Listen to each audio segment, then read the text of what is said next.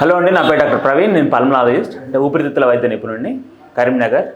నా హాస్పిటల్ పేరు JP neuro and chest centre, Swastik hospital. మనం ఈరోజు ఊరికే అసలు శ్వాసకోశ ఇబ్బందులు, ఊపిరితిత్తుల వల్ల వచ్చే ఇబ్బందుల గురించి తెలుసుకుందాం. మామూలుగా దగ్గు, మోస, ఆయాసము, పిల్లి కూతలు, తర్వాత దాంతోపాటు వచ్చేటువంటి జ్వరం, ఇవి ఉంటే మనం యూజువల్గా పల్మనాలజిస్ట్ని కలవాల్సి వస్తుంది. ఎవరైతే లంగ్ స్పెషలిస్ట్ ఉంటే ఊపిరితిత్తుల నిపుణుల దగ్గరలో ఉంటారో. మామూలుగా ఏంటంటే మనం దగ్గు అనేది ఒక రోగం అనుకుంటాం. కాదు, అది దగ్గు అనేది మనకి శరీరం ఇచ్చేటటువంటి హెచ్చరిక. యూజువల్గా ఇన్ఫెక్షన్స్, వైరల్ ఇన్ఫెక్షన్స్ కానీ, బ్యాక్టీరియల్ ఇన్ఫెక్షన్స్ కానీ, అలర్జీ కానీ ఎందులో ఉన్న దగ్గు వస్తుంది. ఎప్పుడు ఈ దగ్గు ప్రమాదకరం? 2-3 వారాల కంటే ఎక్కువ ఉంటే, దగ్గినప్పుడు నంజులోటువంటి రక్తం పట్టము, విపరీతమైనటువంటి దగ్గు, పడుకోనివ్వకుండా పడుకున్నప్పుడు, ఇటువంటివి ఉన్నప్పుడు మాత్రం ఖచ్చితంగా చూసుకోవాలి. దాన్ని అశ్రద్ధ చేయొద్దు. యూజువల్గా 2-3 వారాల కంటే దగ్గు ఎక్కువగా ఉన్నప్పుడు మామూలుగా నిమోనియా కానీ, టీబీ కానీ, తర్వాత లంగ్ క్యాన్సర్స్ కానీ, అది చాలా ఎక్స్ట్రీమ్ అనుకోండి. ఇటువంటి ఏమన్నా ఉన్నా చూసుకోవాలి. యూజువల్గా ఫస్ట్ దగ్గు, దమ్ము, ఈ 2 మెయిన్ కారణాలు ఊపిరితిత్తుల వ్యాధికి. ఉన్నప్పుడు మనం డాక్టర్ గారి దగ్గరికి వెళ్తే ఏం చేస్తారు? ఒక ఎక్స్రే తీస్తారు, తర్వాత దానికి సంబంధించినటువంటి రక్త పరీక్షలు చేస్తారు, దానికి సంబంధించినటువంటి పల్మనరీ ఫంక్షన్ టెస్ట్ అని చేస్తారు. పల్మనరీ ఫంక్షన్ టెస్ట్, ఎక్స్రే, వీటిలో ఏం తెలుస్తుంది అంటే అలర్జీ ఉందా, డస్ట్ అలర్జీ ఉందా, ఆస్తమా ఉందా, సిఓపిడి ఉందా, ఇటువంటివి తెలుస్తాయి. ఎవరైతే స్మోకర్స్ ఉన్నారో వాళ్ళకి దీర్ఘకాలిక దగ్గనటువంటిది చాలా ప్రమాదకరం.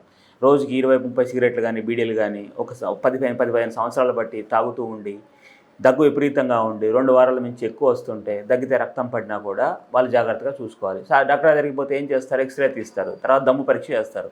అది సిఓపిడియా కాదని నిర్ధారిస్తారు. కొన్నిసార్లు సిటీ స్కానింగ్ కూడా అవసరం పడుతుంది. చాలామందికి, ఇంకొంతమందికి పూర్ ఎకనామిక్ స్టేటస్, ఎవరైతే లో ఎకనామిక్ స్టేటస్ ఉన్నవాళ్ళో వాళ్ళకి ఫుడ్ సరిగ్గా తినరు, ఆ స్లమ్ ఏరియాస్లో ఉంటారు, వాళ్ళకి టీబీ వచ్చే అవకాశం ఎక్కువ.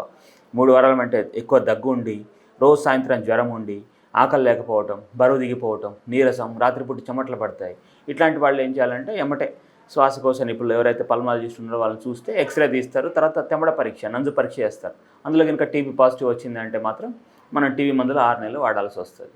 వీటితో పాటు ఇంకా నిమోనియా ఉంటే ఏమవుతుందంటే హైగ్రేడ్ ఫీవర్స్ వస్తాయి. యూజువల్గా ఈ సీజన్లో, వర్షాకాలం నుంచి తర్వాత వింటర్ సీజన్లో వచ్చేటప్పుడు, ఈ టైంలో యూజువల్గా ఎయిర్ పొల్యూషన్ వల్ల, తర్వాత మన క్లైమేట్లో ఉన్నటువంటి మార్పుల వల్ల నిమోనియా వచ్చే అవకాశం ఉంటుంది. ఎవరికి వచ్చే అవకాశం ఎక్కువ ఉంటుంది అంటే ఆస్తమా ఉండే వాళ్ళకి, సిఓపిడి ఉండే వాళ్ళకి, షుగర్స్, అన్కంట్రోల్డ్ షుగర్స్ ఉండే వాళ్ళకి, తర్వాత మిగతా రకాలటువంటి వ్యాధుల వల్ల, క్యాన్సర్ వల్ల బాధపడే వాళ్ళకి, ఓల్డ్ ఏజ్, పిల్లలు, వీళ్ళలో ఇమ్యూనిటీ తక్కువ ఉంటుంది. సో వీళ్ళలో నిమోనియా వచ్చే అవకాశం చాలా ఎక్కువ. అప్పుడు ఏమైందంటే నంజు పచ్చగా వస్తుంది, విపరీతమైన జ్వరం ఉంటుంది, ఒళ్ళు నొప్పులు, ఆకలి కాదు, నీరసం, వీటన్నిటిని ఉంటే ఎమ్మటే మళ్ళీ డాక్టర్ గారిని సంబంధిస్తే ఎక్స్రే, బ్లడ్ టెస్ట్ అన్నీ తీసి, అవసరమైతే సిటీ స్కాన్ తీసి నిమోనియా ఉందా, ఇంకేమన్నా ఉందా.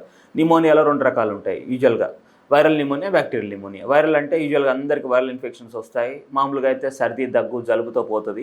కొంతమందికి షుగర్ కంట్రోల్ లేకుండా ఉండే వాళ్ళకి, ఇమ్యూనిటీ తక్కువ ఉండే వాళ్ళకి వైరల్ నిమోనియా కూడా వస్తుంది. వైరల్ నిమోనియా అటువంటిది చాలా డేంజరస్. మనం చూసాం కదా కోవిడ్-19లో అంతా కరోనా వైరస్. ఇప్పుడు కూడా మళ్ళీ కొద్దిగా ఆంధ్రాలో ప్రబలుతూ ఉంది, కానీ ఇది సెల్ఫ్ లిమిటింగ్గానే ఉంది. ఒక 2 ఫ్లూయిడ్ ట్యాబ్లెట్లు, ఒక 5 రోజులు డాక్సిసైక్లిన్ ట్యాబ్లెట్లు వేసుకుంటే తగ్గిపోతూ ఉంది. దాని గురించి ఎక్కువ భయపడాల్సిన అవసరం లేదు. కానీ ఎక్కువైతే ఎవరికైతే ఫీవర్ ఎక్కువగా ఉండి అస్సలు అలసట, నీరసము, ఆక్సిజన్ తగ్గిపోవటము, ఇటువంటివి ఉన్నప్పుడు మాత్రం వైరల్ నిమోనియాలో అశ్రద్ధ అస్సలు చేయదు. బ్యాక్టీరియల్ నిమోనియా అంటే వైరల్ నిమోనియా అంత డేంజర్గా ఉండదు. కాకపోతే ఇది కూడా హాస్పిటల్లో ఉండాలి, యాంటీబయాటిక్స్ వేసుకోవాలి, నెబులైజేషన్స్ ఇవన్నీ పెడతారు డాక్టర్ గారు వాళ్ళు.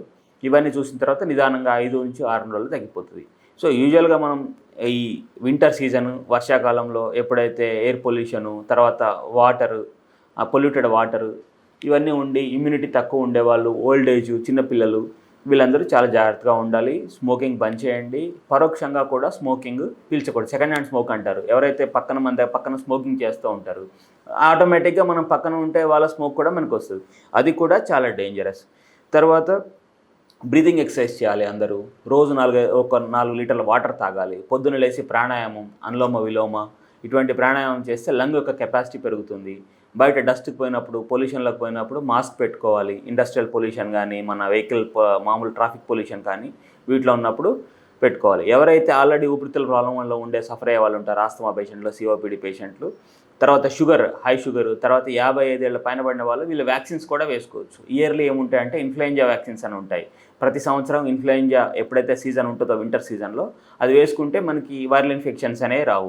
ఇంకొకటి ఏంటంటే న్యూమోకోకల్ వ్యాక్సిన్స్ ఉంటాయి. వీటి వల్ల ఏంటంటే మనకి బ్యాక్టీరియల్ నిమోనియాస్ అనేవి రావు. యూజువల్గా ఇప్పుడు కొత్తగా వచ్చింది ఫైజర్ కంపెనీది ప్రివినార్ 20 అని వచ్చింది.